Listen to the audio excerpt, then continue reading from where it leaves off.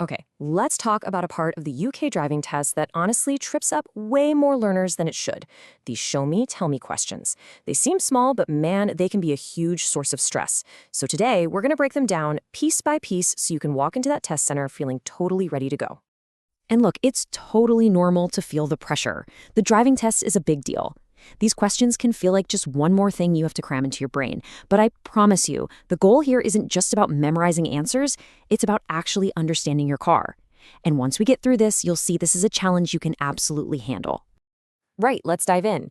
The real key to acing these questions is getting why they even asked them in the first place. Once you understand what the examiner is actually looking for, it all starts to click and you'll feel way more in control. So what is the whole point of these questions? Well, it's pretty simple, really. The DVSA just wants to make sure you've got the basics of car safety down. This isn't some trivia game. It's about proving you know how to keep your car, yourself, and everyone else safe when you're out on the road. This slide really lays it all out perfectly. You're going to get two questions in total. First, a tell me question, which happens right at the start, before you even move the car. That's where you just explain a safety check. Then, later on, you'll get a show me question while you're actually driving, and that's when you have to physically demonstrate something. So, what's the worst that can happen if you get a question wrong? You'll probably be pretty relieved to hear this. It's just a single minor fault. That's it. Even if you completely blank on both questions, it only adds up to one minor. But don't get too relaxed because there is a catch. And here it is. This is the crucial bit. For that show me question, while just getting it wrong is a minor, performing the action unsafely is an immediate test over fail. If you swerve, lose control, or just stare at the dashboard for too long, that's a serious fault. Safety always comes first. Okay, let's tackle the tell me questions first. This is where you get to show the examiner you know your car. Now, there are 14 of them in total, but please don't try to memorize a giant list. That's the hard way. We're going to group them into 3 simple categories to make it way easier: under the bonnet, outside the car, and inside the car. First step, under the bonnet. The examiner will ask you to open it up and you'll have to point to the right thing. So for engine oil, you'd point to the dipstick and explain the check, but you'd also explain why. That too little oil can literally destroy your engine. Same deal for the coolant, which stops the engine from overheating, and the brake fluid. The stuff that makes your brakes work.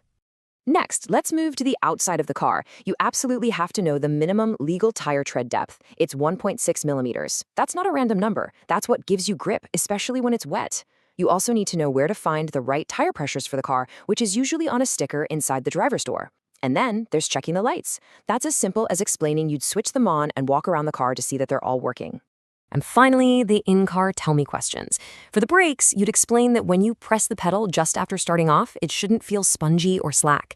A spongy pedal could mean there's air in the system, which is super dangerous. You'll also need to explain how to check the power steering is working, and a really easy one, how to know your main beam is on. Just look for that bright blue warning light on the dashboard. All right, now for the show me questions. And remember, the big difference here is that you're doing this while driving. The most important words the examiner will say are, when it's safe to do so. That is your cue. Don't rush it. Wait for a nice, straight, quiet bit of road before you even think about touching anything. So these are the 7 possible tasks. As you can see, they're all pretty straightforward things, right? But the examiner isn't really testing if you know where the horn is. They're testing if you can operate a control while keeping total command of the car, maintaining your speed, staying in your lane, and being safe. Okay, so you know what they're going to ask. But how do you actually make sure all this information sticks in your brain for test day? Well, I've got a super simple 3-step plan that's going to help you lock it all in. First, group the questions into themes, just like we did. It's so much easier to remember a few categories than 21 random questions. Second, visualize it. Seriously, close your eyes and picture yourself popping the bonnet or finding the button for the rear demister. It builds a kind of mental muscle memory. And finally, and this is the most important one, practice out loud. Do it with your instructor, in the car you'll be taking your test in. Nothing beats actually doing it for real. So, as we wrap up, I want to try and shift your perspective a little bit. These questions, they're not just some random hurdle you have to jump over to pass your test. They're actually the foundation for being a safe, confident, and responsible driver for life. And that's really the bottom line here.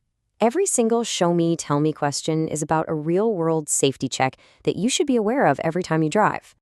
Knowing your tires are safe, your lights work, and that you can clear your windscreen in a sudden downpour, these are the fundamental skills that are going to keep you and everyone else safe long after you've ripped up those L plates. Nailing these questions is a fantastic start. It shows you're competent. But as you move on and get your license, the real journey begins, and that's developing the mindset of a safe driver. So my question for you is, beyond the test, what is that going to look like for you when you're out there on the road?